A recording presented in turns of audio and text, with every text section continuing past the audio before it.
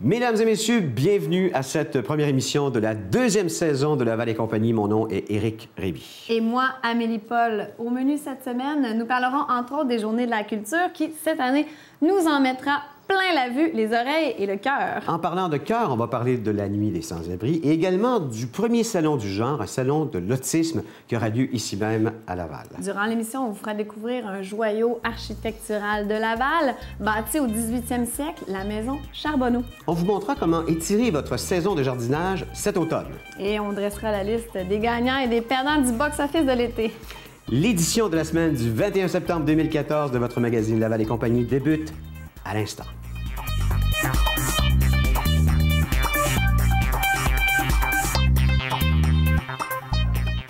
L'autisme est un sujet complexe et obscur qui affecte un enfant sur 88 et qui atteint quelques 18 000 personnes rien qu'au Québec.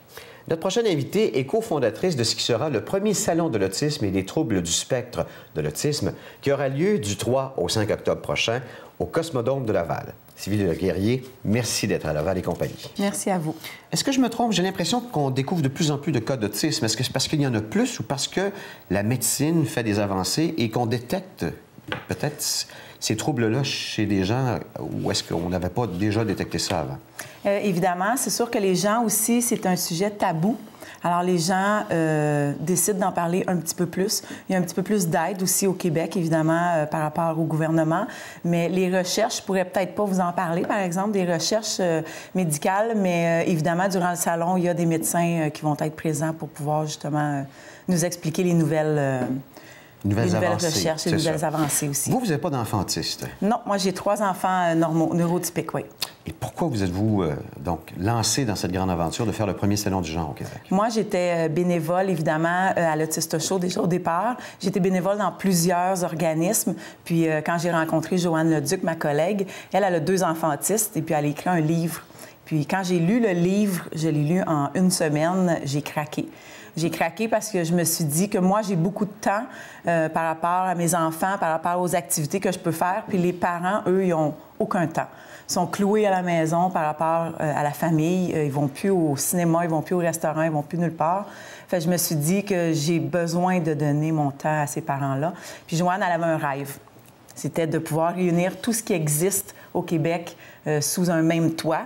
Et puis moi, vu que je suis déjà dans l'événementiel, elle m'a proposé de produire un salon et j'ai pas pu refuser. Alors, tout a commencé... Il n'y a pas d'autres salons du genre au Canada? Non. C'est des colloques. C'est des colloques médicaux. Alors, c'est des médecins, c'est des chercheurs, puis les parents, c'est pas accessible aux parents parce que c'est 300-400 $ un billet d'entrée, habituellement. Tandis que là, c'est vraiment une ressource pour les parents d'enfants autistes ou même des intervenants, j'imagine. Oui, évidemment, parce qu'il va y avoir beaucoup de cégep, universités, beaucoup d'organismes en but lucratif aussi. Si les gens veulent travailler comme intervenantes, ils vont avoir la possibilité de rencontrer tous les organismes, oui. 100 exposants, vous allez à peu près 98 exposants confirmés. Bon, c'est pas juste des exposants commerciaux, là. C'est même c'est des organismes, c'est des associations. C'est des ressources, beaucoup de ressources. À date, on a à peu près 8 boutiques qui vont vendre des produits spécialisés comme les vélos pour les enfants, des jouets aussi pour les enfants. Alors, on a à peu près 6-7 boutiques. Vous dites dans votre mission, un salon neutre, sans jugement et sans ligne de pensée sur le sujet. Oui. Pourquoi avez-vous senti le besoin de préciser ça? Justement parce que les parents se sentent très regardés, très... Jugés aussi, oui, énormément. Alors, c'est important que les parents se présentent au salon avec une idée déjà où est-ce qu'ils vont se sentir très à l'aise. Accueillis, oui. Alors, ils vont passer 3 jours dans le salon, vraiment poser les questions que ça fait des années qu'ils n'ont pas eu réponse. On a parlé des exposants, mais il va y avoir des conférenciers, des chercheurs, des professeurs, des psychologues, des spécialistes et des intervenants. Ils vont parler de quoi, entre autres? On a une psychologue aussi, une socio-sexologue qui va peut-être présente justement parce que rendu adolescent, la sexualité est toujours présente, évidemment, qu'il soit autiste ou non. C'est vrai. Le travail, rendu à 18 ans, les parents n'ont plus de services pour les jeunes de 18 ans. Alors, ils doivent rester à la maison quand même. Alors, il y a plusieurs sujets, honnêtement, qui... Les applications iPad Beaucoup d'autistes ne parlent pas, alors ils ont besoin de s'exprimer. Puis la plupart des fois, c'est avec un iPad qu'ils vont s'exprimer. Il n'y aura pas d'halte garderie sur place? Non. Ça sous-entend que vous demandez ou en fait suggérer aux parents d'y aller sans leurs enfants pour avoir la tête libre? Oui, pour pouvoir vraiment mettre le pied dans le salon et puis pouvoir ressortir de là avec toutes les ressources. Parce que les parents, ils ont des fois 1 an, 2 ans d'attente juste pour rencontrer une travailleuse sociale. Alors, parfois, les questions, ça va être... Ils vont aller les chercher sur Google. Ils vont aller les chercher par rapport à un autre parent. Alors, maintenant, Facebook, c'est très... c'est bon pour les parents parce que s'ils ont des questions, ils vont les poser. Et entre parents, il y a beaucoup de pages pour... Des forums, en fait. Des forums, c'est ça, voilà. Okay. Vous êtes à la recherche de commanditaires? Oui. Moi, j'ai une entreprise, ça va bien mes affaires, mes enfants sont en santé. Je fais quoi? Comment je fais pour vous aider? Évidemment, c'est sûr que les commanditaires, on les recherche monétaires. C'est sûr qu'il y a des entreprises qui nous ont donné des cadeaux à offrir aux parents, que ce soit une fin de semaine de répit, que ce soit massage. Il y a toutes sortes de cadeaux comme ça qu'on peut offrir aux parents. Mais pour l'instant, nous, ce qu'on souhaite, c'est pouvoir offrir une entrée l'année prochaine beaucoup moins dispendieuse, moins chère, offrir des conférenciers gratuits, beaucoup plus d'exposants aussi. Alors, ça coûte quand même... Absolument. Donc, de là, l'implication, justement, des gens peut-être qui peuvent faire une différence. Oui. Me permettez-vous de donner votre numéro de téléphone? Oui. OK. Là, vous allez le voir au bas de l'écran.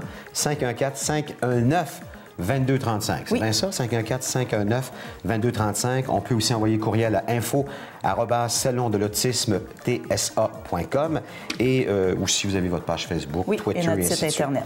Cosmodome de Laval, vendredi 3, samedi 4 octobre de 10h à 21h, dimanche 5 octobre de 10h à 17h. Les prix d'entrée, ça va entre 15, puis sinon, il y a des forfaits de la famille. Forfait familial. Sylvie Le Guerrier, on vous souhaite d'abord beaucoup de succès, puis sachez que Laval et compagnie est derrière vous avec ce salon. Merci beaucoup. Merci beaucoup. Merci. Le 17 octobre prochain se déroulera dans plus de 30 villes du Québec la Nuit des Sans-Abri. Et nous avons le plaisir de recevoir Pierre Ouellette, qui est coordonnateur de la Nuit des Sans-Abri à Laval. Bonjour, Pierre. Bonjour, bonjour. Ça va bien? Merci d'être ici. Merci beaucoup. Donc, la Nuit des Sans-Abri à Laval, juste pour commencer, là, pour que les gens savent de quoi on parle, c'est le 17 octobre et c'est où exactement? Absolument. En fait, c'est ça. La Nuit des Sans-Abri de Laval, c'est le 17 octobre, le vendredi 17 octobre, dans le stationnement du Cégep Montmorency. C'est un événement, en fait, qui va se dérouler de 19h à 23h. Et ça, c'est partout dans les villes du Québec. Les 30 villes, ça se passe en même temps. Absolument. Faut-il préciser qu'effectivement, c'est un événement qui est diffusé simultanément à travers le Québec, dans plusieurs villes. À Laval, c'est la 11e édition et ultimement, là, au total, c'est la 25e Donc, édition. la Nuit des Sans-Abri, il se passe quoi exactement durant cette soirée? Auparavant, quand ça a été fondé en 1989, on appelait ça la Nuit des Jeunes Sans-Abri. C'est un événement qui se déroulait, en fait, sur une 12 heures durant la nuit. Au fil des années, finalement, c'est devenu un événement... en fait, c'est ça, c'est vraiment une vigile de sensibilisation à l'égard de l'itinérance. Donc, la mission, c'est vraiment de sensibiliser la communauté à l'égard de cette problématique-là. Bien, c'est quand même un sujet tabou, l'itinérance. On s'imagine que c'est un problème seulement dans les grandes villes, à Montréal, mais il y en a en région. Effectivement, malheureusement, en fait, on parle de l'itinérance de rue, si on peut appeler ça comme ça, qui se trouve possiblement plus à Montréal. À Laval, on parle de sans domicile fixe. En fait, le phénomène, ce qui va se passer, c'est que c'est des jeunes qui sont très isolés. Puis bon, malheureusement, ils n'ont pas de logement. Ils vont c'est un peu le phénomène de couchsurfing, où est-ce qu'ils vont se promener de sofa en sofa et ultimement, lorsqu'ils vont avoir épuisé leur réseau, malheureusement, ils vont aller vers la ville. Et c'est quoi, en fait, leurs ressources pour les gens en région? Bien, c'est sûr qu'à Laval, on a quand même beaucoup d'organismes qui œuvrent au niveau de l'itinérance et au niveau de la jeunesse. Il y en a quand même beaucoup. On parle d'hébergement, on parle de travail de rue, on parle de caravane, on parle de soutien psychologique, affectif et ainsi de suite. Il y a quand même beaucoup de ressources, mais malheureusement, on n'est pas assez. Et toi, tu travailles dans un centre Absolument. aussi, que tu reçois des jeunes comme ça. Oui, moi, je travaille en maison d'hébergement. En fait, c'est l'auberge du Cœur L'Envolée qui se trouve à Sainte-Rose. On va héberger 16 jeunes, justement. Malheureusement, c'est ça. Si on n'était pas là, ces 16 jeunes-là seraient possiblement à la rue ou encore en train de squatter. On a souvent le stéréotype de l'itinérant, un peu à l'image du clochard qu'on voit à Montréal, mais en fait, c'est pas du tout le cas. Il y a des gens qu'on pourrait jamais se douter qui sont sans abri. Et c'est ça qu'il faut spécifier. En fait, on est personne à l'abri de l'itinérance. Par expérience personnelle, j'ai déjà vu des gens, des pères de famille avec une bonne éducation, un bon travail, et il se passe un événement majeur, un suicide ou autre, une perte d'emploi, et de fil en aiguille, la honte et la culpabilité prennent la place. Puis finalement, ils peuvent se retrouver à la rue. Donc l'image, effectivement, comme tu as dit, du clochard avec la barbe et les vieux vêtements, oui, ça existe, on se le cachera pas. Mais si vous voyez le type de personnes avec qui on travaille, ce n'est vraiment pas inscrit dans leur front. C'est pas nécessairement des criminels, Absolument des drogués, pas. des alcooliques. Là. Il y en a Absolument dans toutes les classes. Oui. On peut être riche et puis tomber comme ça avec rien du jour au lendemain. C'est ce qui est particulier. C'est ce qui est particulier, oui. Mais avec les ressources qu'on a au Québec, au Canada, l'aide sociale et tout ça, comment on peut en arriver là? C'est ce que je me demande. C'est sûr, bon, on parle d'une trajectoire au niveau de l'itinérance qui passe, comme je l'ai dit tantôt, d'un événement. Ça peut être, bon, comme j'ai dit tantôt, n'importe quoi, un suicide, une perte d'emploi, n'importe quoi finalement. Puis rendu là, c'est sûr qu'au niveau de l'accessibilité aux ressources, c'est quand même limité dans la mesure où on est trop peu pour le nombre de personnes. Il y en a quand même assez à Laval, à Montréal, mais reste que l'itinérance reste un tabou quand même là, pour la plupart des gens. Puis c'est ça, pour l'aide sociale, ça prend une adresse. Et ces gens-là, souvent, ils n'ont tout simplement pas d'adresse. Effectivement, pour avoir accès à l'aide financière, entre autres, naturellement, on doit avoir une adresse fixe, des pièces d'identité, et une des problématiques des gens qui vivent à la rue ou sans domicile fixe, c'est qu'ils vont perdre ou se faire voler leurs pièces d'identité. Donc, une fois qu'on n'a plus de pièces d'identité, on doit en avoir pour en avoir. Donc, c'est une roue qui tourne et puis ça devient très complexe. Là. Donc, allez participer à la Nuit des sans-abri le 17 octobre prochain dans le stationnement du Collège Montmorency, si je ne me trompe pas. Et si vous voulez plus d'informations, www.nuitdessansabris.com. Merci beaucoup, Pierre Ouellette. Merci beaucoup.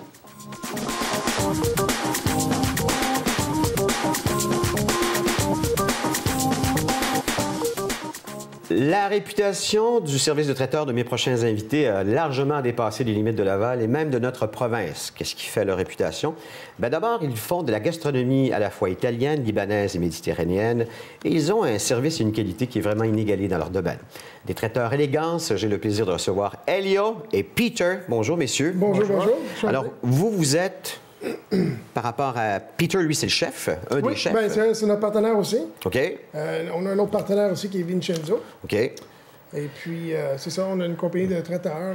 Faites-moi la petite histoire de traiteurs élégants. Ça existe depuis quand? Combien d'employés? Ça existe depuis quelques années. Juste notre expérience date de plusieurs années, au moins une vingtaine d'années chaque. Peter, un petit peu plus. Minimum, à peu près 29 ans pour moi. OK. Puis, c'est ça, c'est toujours été une passion pour nous de nourrir les gens, dans le fond. Ça fait que c'est toujours été le fun de ce côté-là.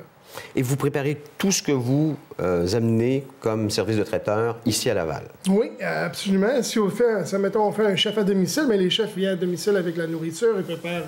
c'est comme une expérience restaurant, mais à la maison. Oui. Bon, comment faites-vous, parce que j'ai regardé, écoutez, il y en a des traiteurs ici au Québec. Il y en a beaucoup. Comment faites-vous justement pour vous distinguer des autres? Le plus que je peux dire pour ça, c'est que c'est vraiment haut de gamme chez vous.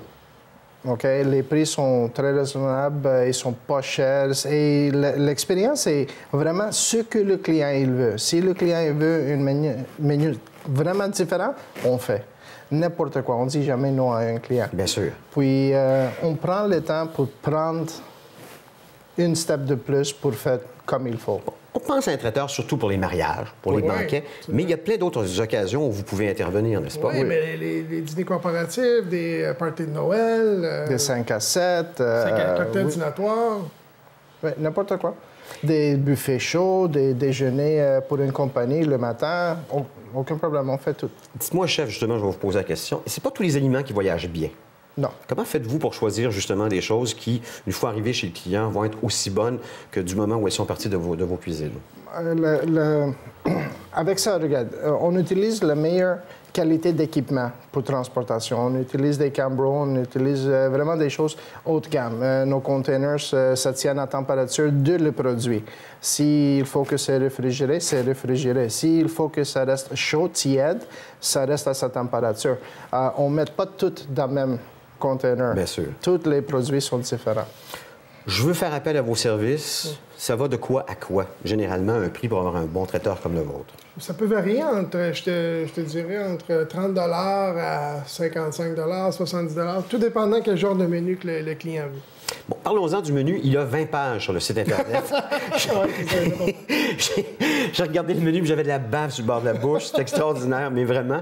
Et il y a non seulement ça, mais aussi, d'abord, il y a le détail au niveau des prix. Oui. Et ensuite, le formulaire où on peut cocher exactement ce qu'on veut. Oui, oui. Est-ce que c'est pas mieux, finalement, bon, une fois qu'on a fait nos choix, de vous appeler et jaser avec vous? Ça, je pense que la chose la plus populaire, c'est que les gens nous appellent tout le temps, le téléphone n'arrête pas de sonner.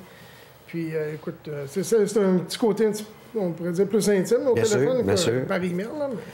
On jase avec le client à tout temps. Le minute qu'il envoie une courriel, une requête, on appelle. Il y a des questions qui c'est nécessaire de savoir. S'il y a des allergies, s'il y a des tolérances à gluten. C'est vrai. Il y a beaucoup de questions qu'il faut poser pour le client parce qu'on ne veut pas que quelque chose arrive avec une invité. Peut-être le client même ne sache pas s'il y a un problème avec une... Il faut qu'on jase avec ça. À part de ça, on demande le client de nous donner une wish list. C'est quoi exactement que vous voulez que tu n'as pas vu sur nos sites web? Ah, fait qu'il y a une petite touche supplémentaire qu'on peut rajouter. OK, justement, ce formulaire et tous les détails avec ce menu, on le voit à traiteurélégance.com. On va vous l'afficher au bas de l'écran. Et écoutez, Traiteur Élégance est ouvert 7 jours sur 7. 7 jours sur 7. Fait que si je me lève samedi matin en disant « Hey, j'ai peut-être une idée », je vous appelle. Exactement. On peut donc déjà commander en ligne. On va le faire pour vous. On a même eu une demande pour différentes choses. Kangourou. Ah oui? Ouais. N'importe quoi. N'importe quoi. On fait n'importe quoi. Bon, on va vous mettre au défi. Vous avez à l'écran donc les coordonnées. Vous pouvez appeler le 514-659-9994 ou sinon info@traiteurélégance.com. En terminant, 2 questions. Oui. OK. Quel est le plus grand nombre de personnes pour lesquelles vous avez servi de la bouffe? Et la facture la plus grosse que vous avez émise à un client? OK. Le montant de personnes, 6 500 personnes. OK. OK. On était obligé de louer un stade de soccer pour faire le service. Et la plus grosse facture émise? Pour un seul client? Pour une seule client, une table de 2 personnes, 6 800 $. 2 personnes? 2 personnes. Bon, vous voyez que Traiteur Élégance, ça va dans toutes sortes de directions. Hey, merci les gars. Ça fait plaisir. Beaucoup de succès. Merci beaucoup. Vous êtes une entreprise de Laval. Lâchez pas, continuez à créer de l'emploi et surtout de la qualité. Merci. Merci bien.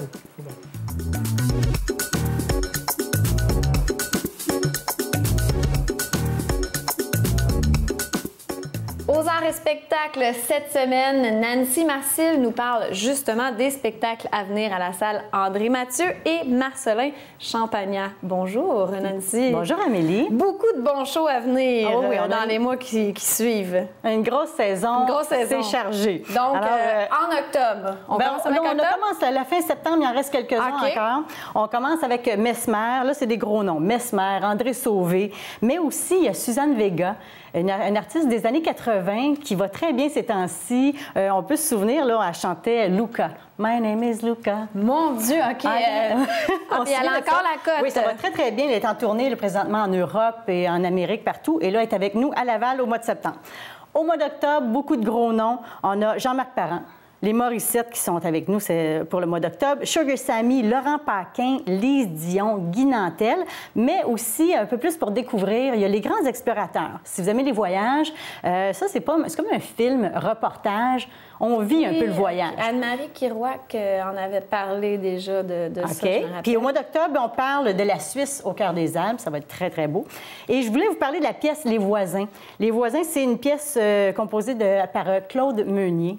Alors, c'est sûr que ça va être drôle. C'est sûr que c'est bon. Et Louis Saya, c'est ça, exactement. Il y a aussi Diane Henkel que je voulais vous proposer, qui est à son premier spectacle-conférence. On se souvient, c'est la femme d'affaires qu'on voit dans L'œil du dragon. Oui, OK, oui. Alors, elle est là au mois d'octobre. Il y a un autre que je vais vous proposer, c'est Massa et Fortin. Je ne sais pas si ça vous dit quelque chose, ces deux noms-là. C'est des nouvelles révélations de l'humour. C'est Mariana Et Virginie Fortin. Virginie Fortin, qui est la fille de Bernard Fortin. Alors, elle aussi, hein, elle a un bon bagage derrière elle pour être connue. Les humoristes ont la cote. Oui, vraiment, dans les spectacles, il y en a beaucoup. Des spectacles humoristes. Et aussi, pour terminer au mois d'octobre, Bobby Basini, qui est mon coup de cœur, qui a commencé à 19 ans. Il est rendu, je pense, à 25 ans. Il a une voix chaude, on le connaît, c'est du folk, blues, jazz. Et là, il va très, très bien. Il travaille avec des grands noms aux États-Unis. Et là, il est avec nous au mois d'octobre à la salle André-Mathieu. Donc, assez de dates en octobre pour tout ce monde-là. Tout ce monde-là. C'est fou, OK. Maintenant, en novembre. Oui. En novembre, on a, si vous aimez le jazz, le blues, on a une belle combinaison de Bob Walsh et aussi Lorraine Desmarais. Elle, c'est le jazz, lui, c'est le blues, on le connaît bien. Ça devrait faire un très, très bon spectacle. On a Brigitte Boisjoli et pour les oreilles un peu moins sensibles, Mike Ward, Jean-François Mercier. C'est toujours à voir. C'est assez cru. C'est bon, fait que c'est pour le mois de novembre. Et encore pour découvrir un autre pays, les grands explorateurs, le mois de novembre, c'est le Portugal.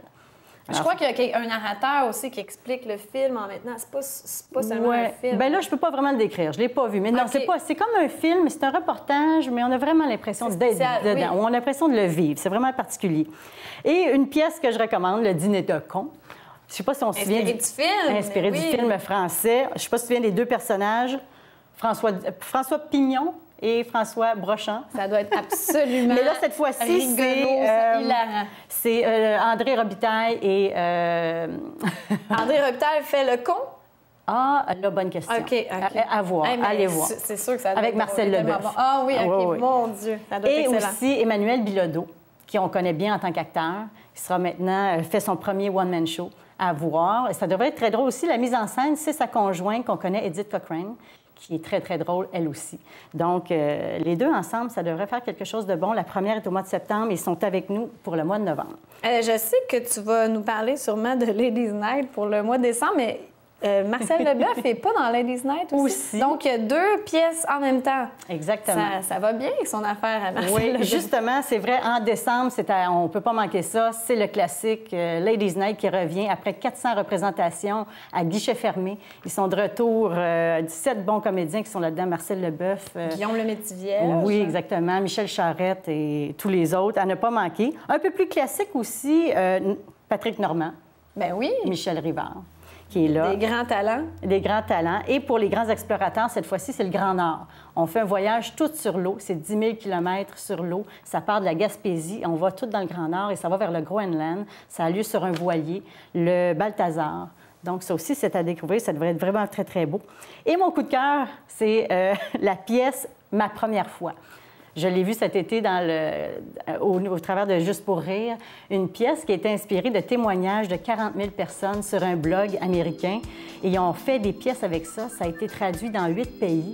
Ça raconte la première fois dans la chambre à coucher. Oh mon Dieu, c'est très drôle. Donc, c'est fait sous forme de sketch et tout ça, très drôle. Alors, je le recommande. Et c'est à Laval pour le mois de décembre. Et très rapidement, en terminant la semaine prochaine, tu rencontres Étienne Drapeau pour son lancement. Oui, Étienne Drapeau qu'on a connu à Star Academy. Oui. C'est son lancement de son nouvel album. Je serai là en direct et je vais faire une entrevue avec lui qu'on pourra voir dans la chronique La Grande Première, la semaine prochaine. Excellent. Merci beaucoup, Nancy. Merci beaucoup.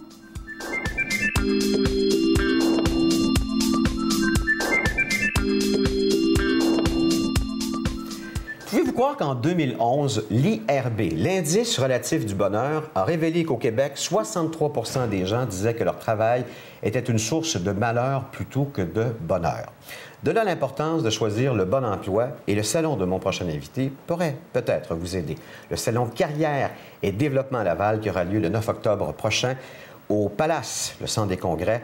Éric Boutier. Boutier, c'est bien ça? Oui. Vous êtes fondateur de ce salon-là. Effectivement. Comment expliquez-vous que écoutez, presque 2 tiers des gens n'ont pas l'emploi dont ils rêvent? Je pense qu'il faut lui faire ses devoirs, sa recherche personnelle finalement avant de chercher son emploi et trouver l'emploi qui va vraiment correspondre avec ses affinités. Qu'est-ce qu'on veut faire dans la vie, qu'est-ce qu'on aime.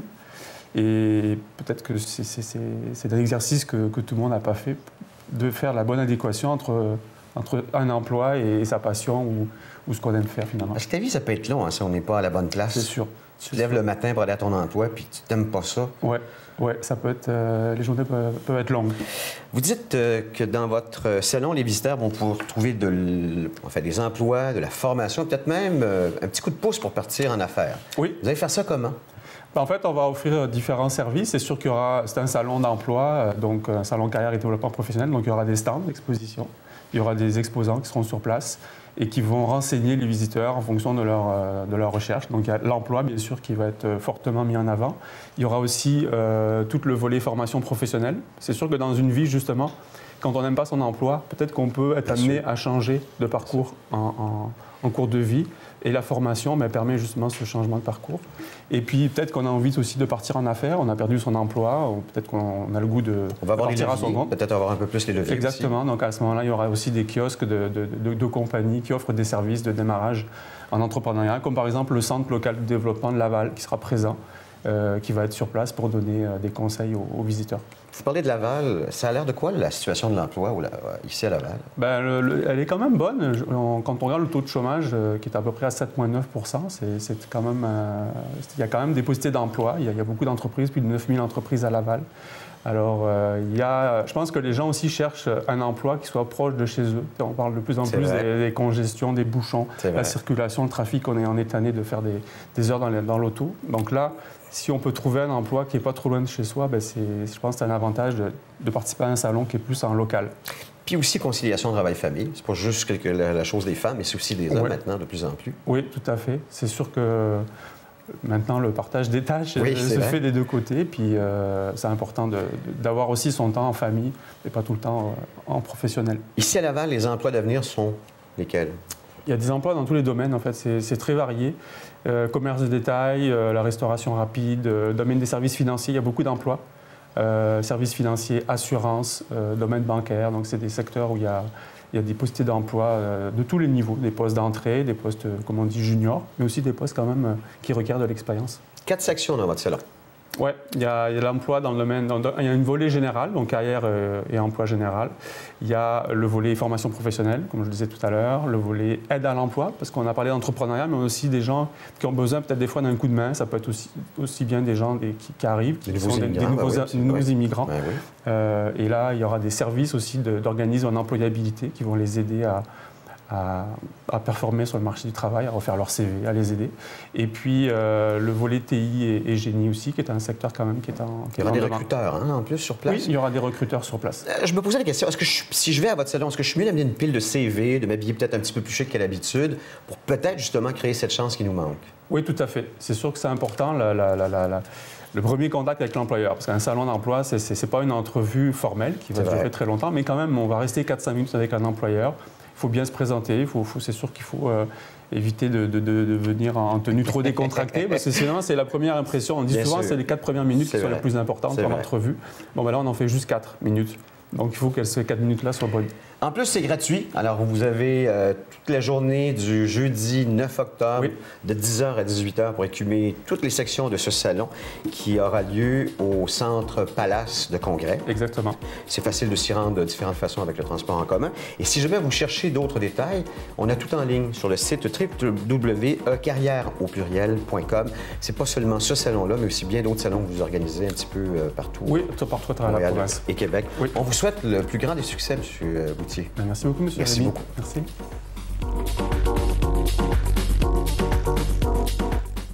Notre experte en jardinage, Louise Arcan des Serres Sylvain Cléroux, nous explique aujourd'hui comment prolonger le bonheur d'être à l'extérieur en ajoutant des fleurs d'automne. Bonjour, Louise. Bonjour. Donc, comment, en fait, on peut prolonger, étirer notre saison de jardinage? Avec quelle sorte de fleurs? Bien, le meilleur choix, c'est le chrysanthème d'automne. J'en ai apporté quelques-uns ici. C'est vraiment... toutes des chrysanthèmes. Oui, c'est vraiment une fleur par excellence parce que c'est une fleur qui a vraiment une floraison abondante. Il y a un choix de couleurs exceptionnel. C'est vraiment des tons incroyables. On peut partir du blanc, du jaune, du orange, du rose. Alors, c'est facile vraiment pour égayer nos plates-bandes de choisir la couleur qu'il nous faut. Et le chrysanthème d'automne, c'est vraiment une fleur, une plante facile. C'est une plante qui a énormément de fleurs. Alors, c'est vraiment un choix par excellence. Ça serait, comme on dit, une plante qui a la vie dure. La vie dure, c'est une plante de facile de culture et en plus, c'est une fleur qui est très abordable. Alors, on peut s'en procurer un peu partout. Il y en a même dans les chaînes de magasins. On peut en procurer dans les épiceries. On peut en procurer vraiment dans les botaniques, dans les centres jardins, au Cerf Sylvain Cléroux. Et c'est vraiment une fleur très, très facile. Et en plus, on peut l'utiliser vraiment pour égayer notre jardin et ça peut se rendre jusqu'à l'Halloween, jusqu'en octobre. Alors, c'est vraiment intéressant de l'utiliser. Jusqu'à l'Halloween, donc... on ne peut pas vraiment l'amener à l'intérieur après? Bien, c'est pas une fleur vraiment conçue pour l'intérieur. C'est vraiment une fleur pour l'extérieur parce que c'est une fleur qui a besoin de froid. Alors, c'est une plante de fraîcheur. Et en plus, elle a la capacité, si je peux dire, de tolérer le froid. Ça peut aller jusqu'à moins 5 degrés. Alors, quand nos annuelles ont rendu un peu l'âme, puis qui sont un peu défraîchis, mais c'est vraiment la fleur à utiliser dans nos plates-bandes, justement pour égayer nos plates-bandes avec des couleurs vives et éclatantes. Donc, elle résiste au gel, carrément? Bien, au premier gel. C'est sûr que s'il y a vraiment des gros gels, à ce moment-là, il peut geler. Là, comme je vous dis, c'est moins 5 degrés à peu près que ça peut tolérer. Et c'est important aussi le choix qu'on va utiliser notre plante quand on va la choisir, de prendre une fleur dépendant de ce qu'on veut faire avec, parce que le chrysanthème est très utilisé aussi pour les tombes. Souvent, quand on veut aller mettre une fleur sur les tombes, le chrysanthème, c'est la fleur d'honneur pour ça. Alors, si on veut une fleur qui est vraiment ouverte comme celle-ci, bien, elle va avoir elle va durer moins longtemps qu'une fleur qui est plus fermée en bouton comme celle-ci. Une fleur en bouton qu'on va acheter dans un cycle comme celui-ci va avoir au moins une tolérance d'1 mois et demi. Alors, si on la jette à ce temps-ci, on va se rendre facilement jusqu'à l'Halloween avec un plant comme ça. Donc, ce n'est pas nécessairement des plantes vivaces? Il y a des variétés qui le sont, mais ceux qu'on va retrouver à l'automne sont plus considérés comme des annuelles. C'est des fleurs qu'on va acheter plus comme des annuelles parce qu'ils ont été produites plus avec semences ou avec bouture, mais ils ont moins de tolérance. Ceux qu'on va acheter au printemps, pendant l'été, ce sont des variétés qui sont vivaces, mais celles-ci, on va les considérer plus comme des annuelles. Mais on peut prendre la chance de les planter en plate-bande et des fois, ils vont revenir dans notre jardin l'année prochaine. Okay. Oui, parce qu'ils sont semi-vivaces. Il y a quelques variétés qui le sont, alors c'est difficile d'identifier comme telles qu'elles sont, mais on peut prendre la chance de le planter dans notre jardin sans problème. Et si elles reviennent, bien, tant mieux. Mais c'est carrément des plantes d'automne, finalement. C'est carrément des plantes d'automne, effectivement. Puis on peut commencer à planter à la fin de septembre, mais ça peut aller facilement jusqu'à la fin d'octobre en belle floraison comme ça. Comment on en prend soin exactement? Ça ne doit pas être très compliqué. Bien, ce sont des fleurs qui exigent beaucoup d'engrais quand ils commencent leur cycle de boutons floraux. Et quand on la jette comme ça, on n'a plus vraiment besoin de mettre de l'engrais. Là, simplement, c'est vraiment de bien arroser le sol, avoir un sol qui est quand même humide. Aussitôt qu'il commence à être sec, on remet de l'eau. Et si on a un pot comme ça, c'est très important d'enlever l'excédent d'eau.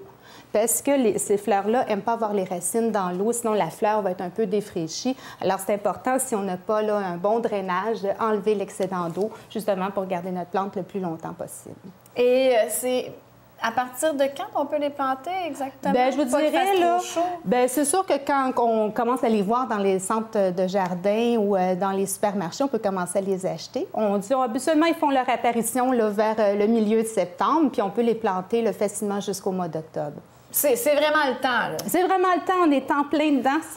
Ça va égayer notre Halloween et mettre de la couleur dans nos plates-bandes. Exactement, parce que toutes les couleurs, on a des oranges. Il y a vraiment des couleurs incroyables. Il y a des formes aussi qui sont différentes. J'en ai amené quelques-uns, mais on peut retrouver aussi des chrysanthèmes qui sont faits plus comme une marguerite. On a avec des boutons plus petits, des boutons plus gros. On peut les égayer aussi avec des choux décoratifs. On pourrait mettre des pénicilliums. Alors, c'est vraiment intéressant de pouvoir faire des créations d'automne éclatantes. Donc, accourez au Cerf Sylvain Cléroux pour faire provision de vos chrysanthèmes. Avec plaisir. Merci beaucoup. Avant qu'elle ne soit remisée jusqu'au printemps, le président de RPM Autopassion de Laval, René Poulain, nous fait connaître cette sublime et rutilante Mercury Monarch 1961. Bonjour, ici René Poulain, bienvenue sur le site des Cafés Rencontres de RPM Autopassion. Aujourd'hui, on reçoit Réal Giard avec un véhicule assez spécial, un Monarch Richelieu 1961. Bonjour Réal, ça va bien? Bonjour, oui, ça va bien. J'aimerais que tu nous racontes un peu l'historique. Comment tu as trouvé ce véhicule-là? Cette voiture-là était à Montréal, sur Jory et Saint-Hubert, puis il y avait un transit dans la vitre arrière dans le temps, en 1983.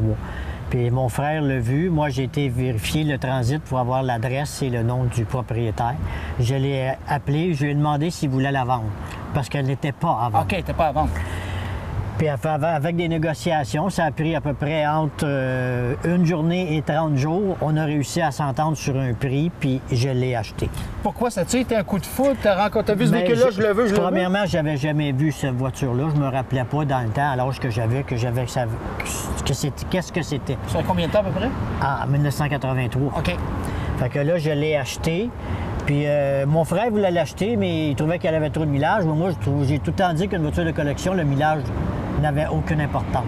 Justement, en parlant de la voiture, c'est une Monarch Richelieu. C'est un véhicule qui est très rare. Il y en a-tu beaucoup de produits? C'est une voiture canadienne qui a été produite à 750 exemplaires, une 2 portes hardtop.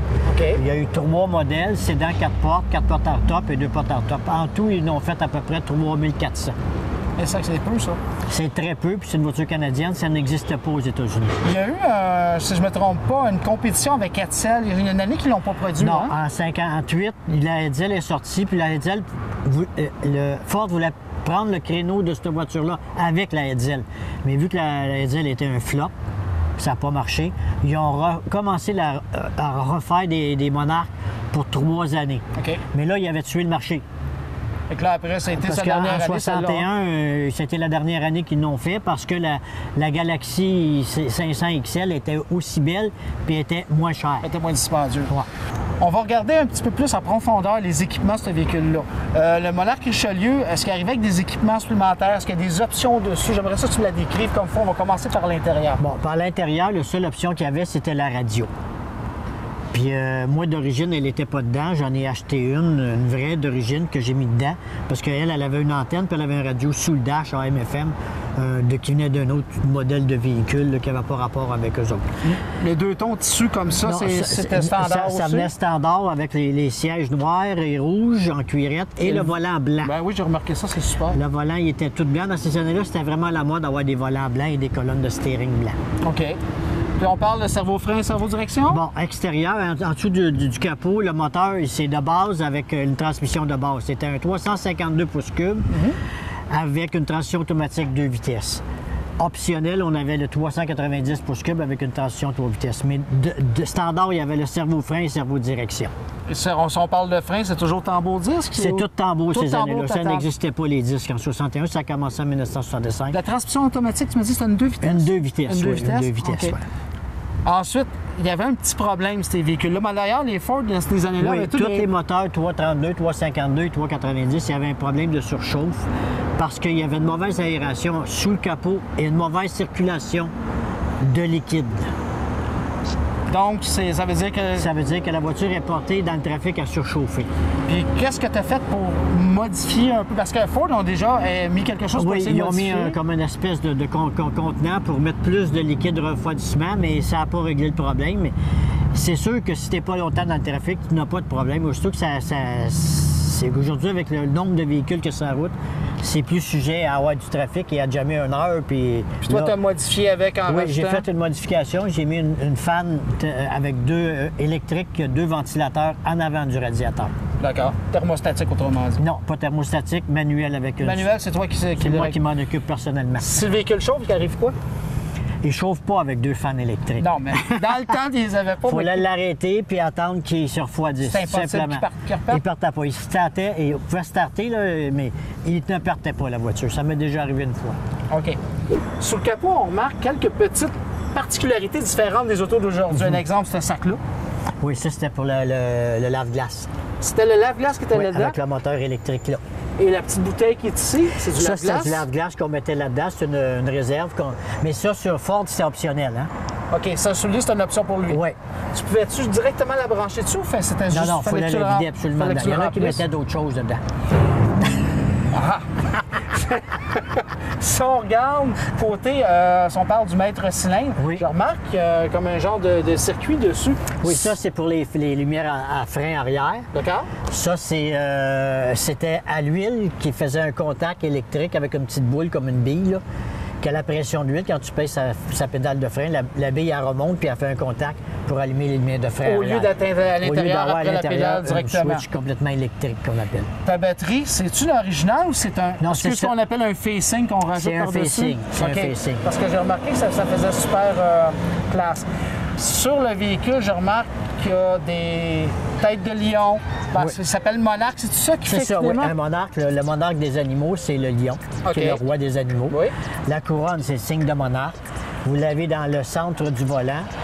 Vous avez 2 couronnes arrière sur les panneaux arrière, puis vous avez en arrière sur le où qu'on met l'essence, qu'il y a une couronne comme en avant. OK. Ben, je te remercie beaucoup. La semaine prochaine, on se voit avec le Cougar? Oui, monsieur. Ça va être à voir la semaine prochaine. Merci.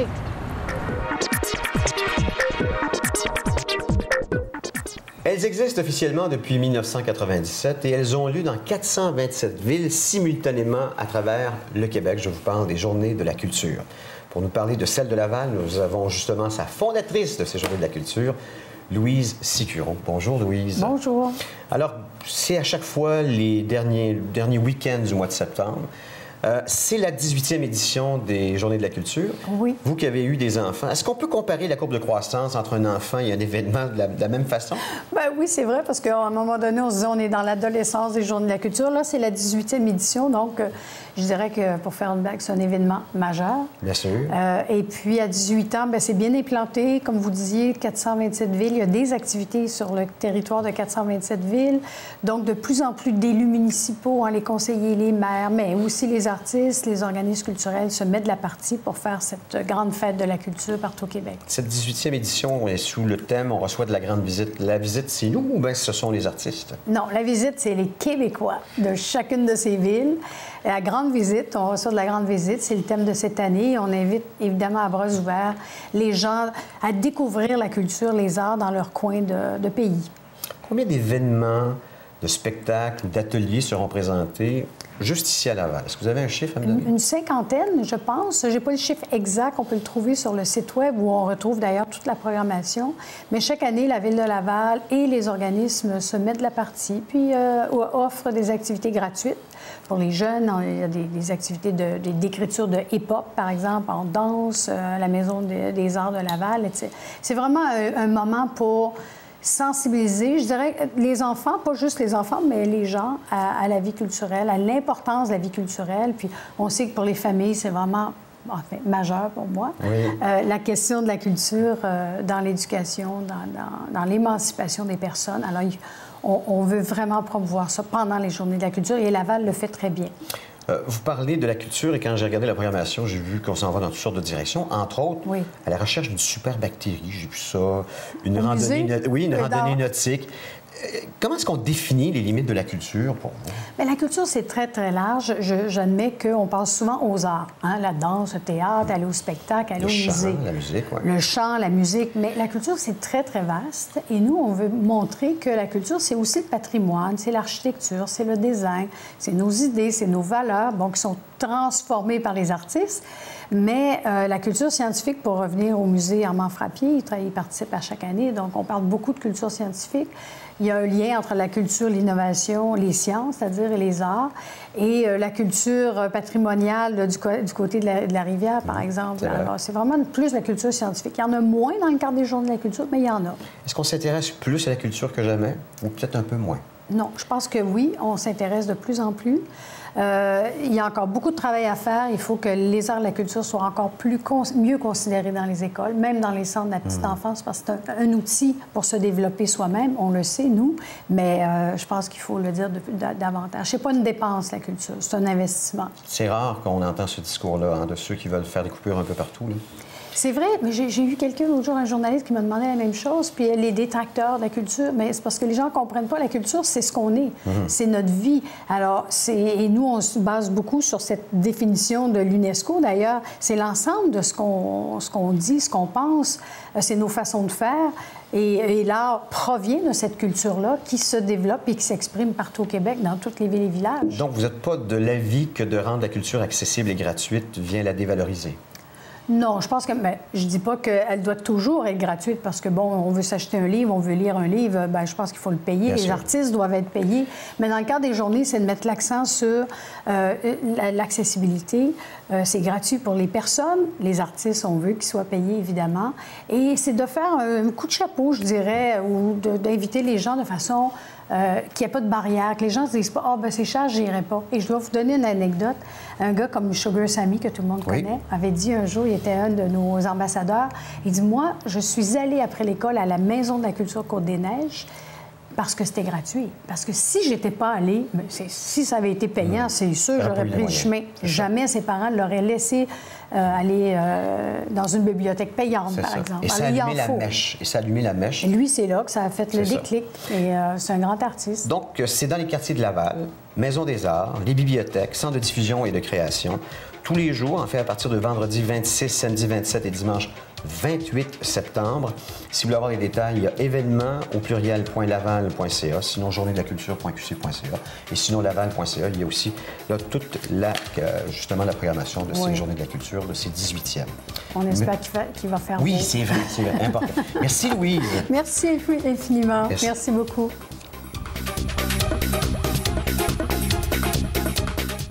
Le doyen de nos collaborateurs à Laval et compagnie, Jean-Jacques Lapierre, ne sera pas avec nous en studio cette semaine.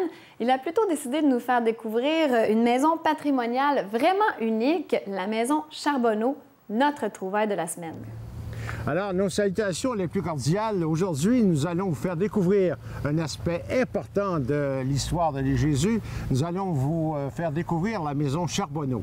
Et j'ai avec moi M. Yvon Vaillancourt, qui se connaît bien dans l'histoire de la maison Charbonneau, qui va nous donner des informations importantes.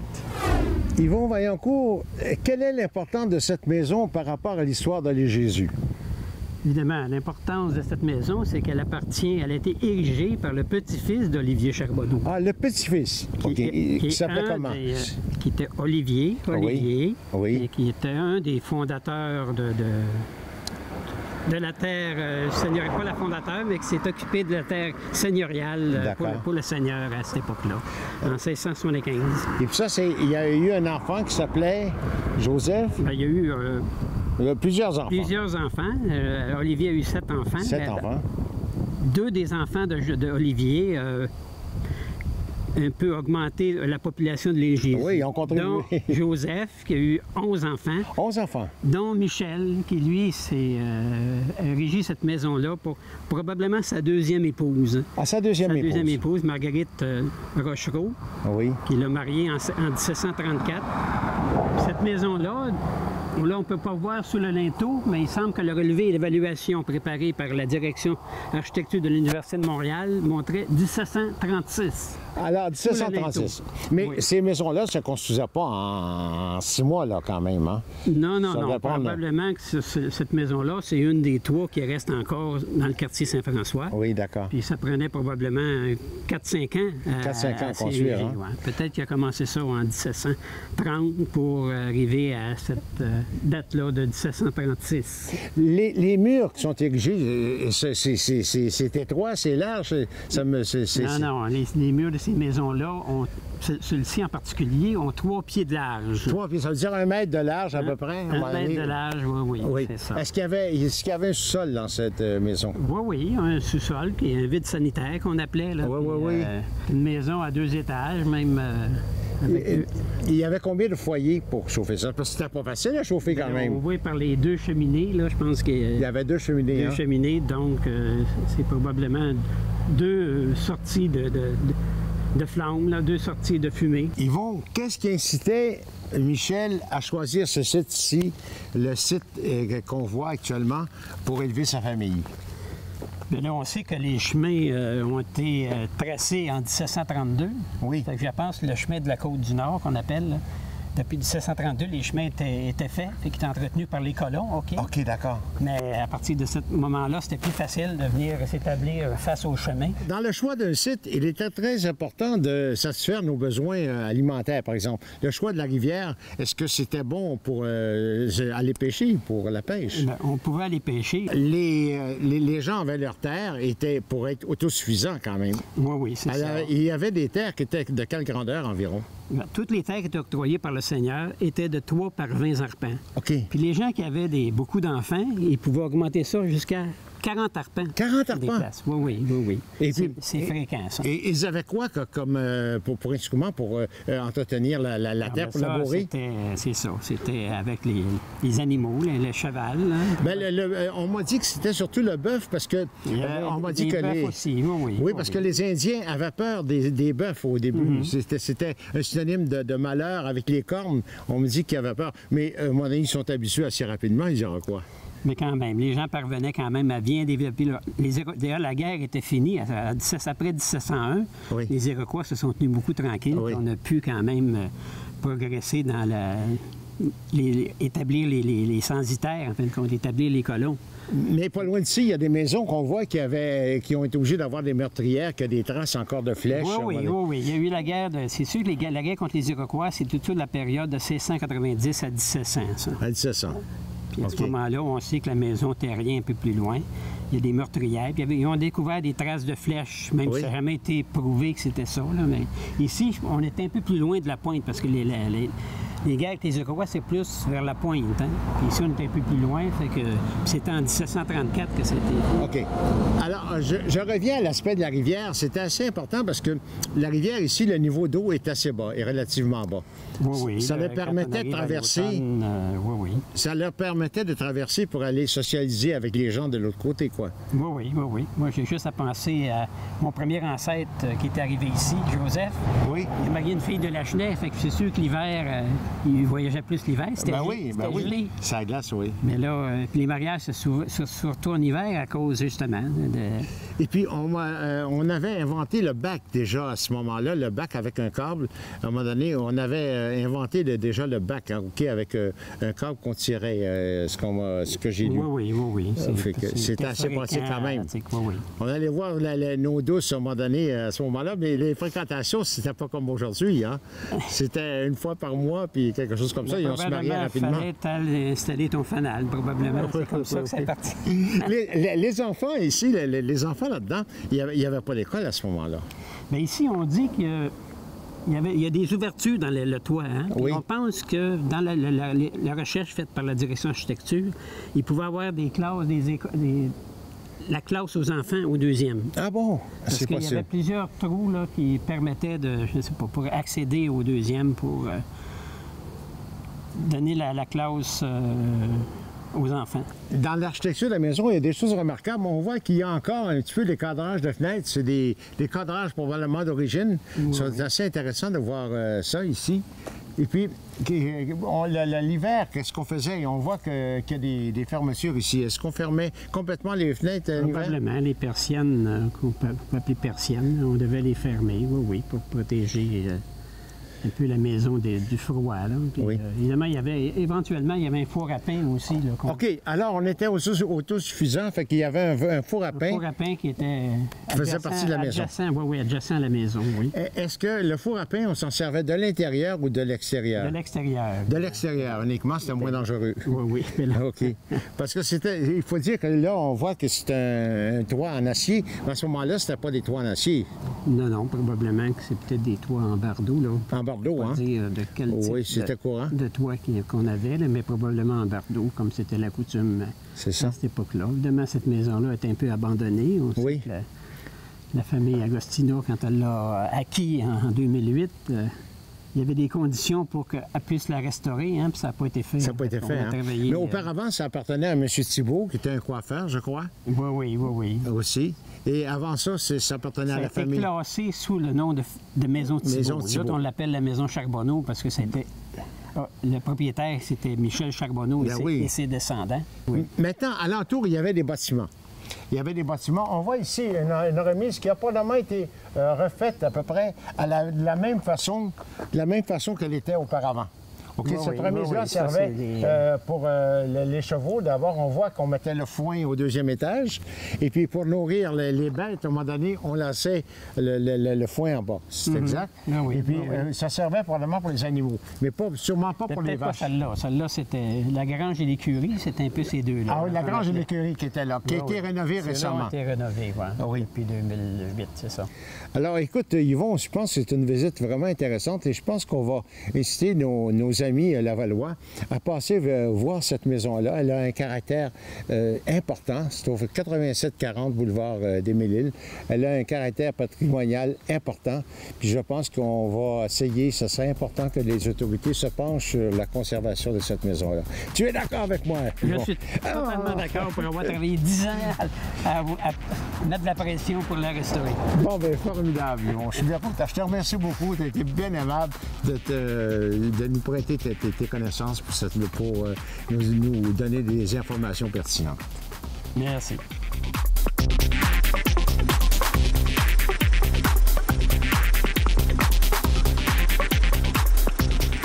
J'ai le grand plaisir de retrouver Nicolas Vincent Poirier, notre expert en cinéma, qui nous fait un retour sur les films qui ont été présentés durant la saison estivale. Bonjour, Nicolas. Salut, comment ça va? Très bien, c'est vraiment un grand plaisir, j'exagère pas.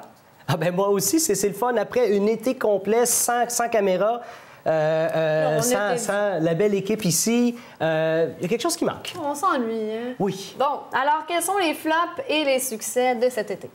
Bien, la première chose qu'il faut dire, c'est que durant l'été 2014 a été meilleur dans un sens que l'été 2013, parce qu'à l'été 2013, on a eu droit à 2 flops absolument incroyables. Je me rappelle pas, c'est quoi? The Lone Ranger, on est encore en train d'évaluer combien d'argent il perd, mais c'est environ 119 millions de dollars de pertes. C'est un film avec Johnny Depp. Ah, oui, OK. Le film qui se passe, le film de cowboy, là. Oui. Et le deuxième film, c'est RIPD, qui a perdu environ 114 millions de dollars. Et ces 2 films-là sont dans le top 5 des plus gros flops au box-office de tous les temps. C'était avec qui, ça? C'est avec Ryan Reynolds. Oh mon Dieu! En plus, je l'adore, lui. Ah, mais ça a été une espèce de flop. Ça ressemblait un petit peu à une espèce de copie de Men in Black, mais un peu moins bien fait. Mais heureusement, cet été, on n'a pas eu droit à ça, mais en même temps, on n'a pas eu un été exceptionnel au niveau du box-office. Et peut-être que l'été aurait été un peu plus chargé s'il n'y aurait pas eu certains films, justement, dont la sortie a été repoussée. On pense à Fast and the Furious, le 7, à cause de le décès de Paul Walker. Et ce qui est drôle avec ça, une petite parenthèse, c'est que le réalisateur de ce film-là, c'est James Wan. Et James Wan, c'est celui qui s'est fait connaître en 2003 avec le film Décadence. Donc, c'est assez drôle de voir un réalisateur de films d'horreur à petit budget passer de films d'horreur à une grosse franchise comme Fast and Furious. Il y a aussi le film des frères et de la sœur Wachowski maintenant, Jupiter Ascending, qui était censé prendre l'affiche maintenant. C'est un gros film de science-fiction, mais officiellement, c'est pour arranger mieux les effets spéciaux. Mais bon, je pense que la campagne de marketing s'est très mal passée. Donc, ils préféraient mettre ça au mois de février.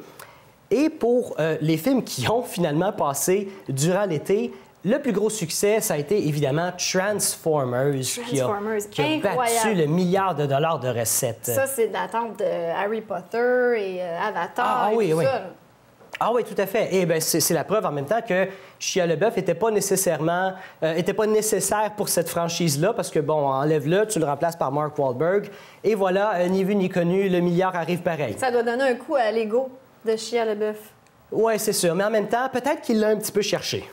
Oui, peut-être. Oui, il n'avait pas une bonne attitude, on en avait parlé. C'est ça. Et ton film préféré? Mon film préféré, écoute, j'ai pas été énormément au cinéma, mais je te dirais que mon film préféré, ça a été Guardian of the Galaxy. Ça m'a énormément surpris. C'est un film, c'est une espèce de non-sens comme film, je trouve. Oui, c'est une propriété de Marvel, donc tout ce qui vient de Marvel va avoir une touche particulière, va être bien fait, mais en même temps, c'est un film c'est des histoires que pas grand monde connaissait. C'est pas la bande dessinée la plus populaire de Marvel. Le budget, c'était quoi? Je pense que c'était 170 millions de dollars de budget. Et les deux plus grosses stars du film, Vin Diesel et Bradley Cooper, eh bien, ils font seulement des voix. Ils sont même pas dans le film. Donc, c'est assez drôle espérer qu'un film comme ça de science-fiction, que peu de gens connaissent l'histoire, avec deux vedettes qui ne sont pas physiquement dans le film, réussissent à atteindre justement, il a dépassé le 600 millions de recettes, ce qui est quand même énorme. C'est excellent. Et surtout par rapport à son réalisateur qui s'appelle James Gunn. Il est assez spécial comme personnage parce que lui, il a commencé dans les films d'horreur cheap, bas de gamme, que la compagnie Troma fait.